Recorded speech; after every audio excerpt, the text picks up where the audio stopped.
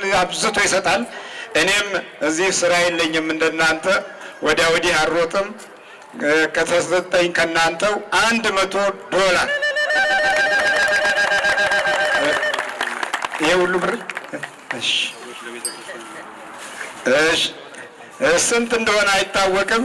በዚህ በሀገሩ አስራት በኩራት ይዘው መጥተዋል። ወይ አንተ ዶላር ቁጭ በል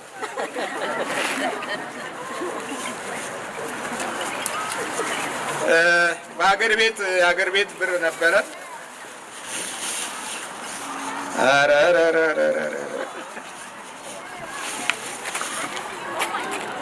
ኦ ማይ ጋድ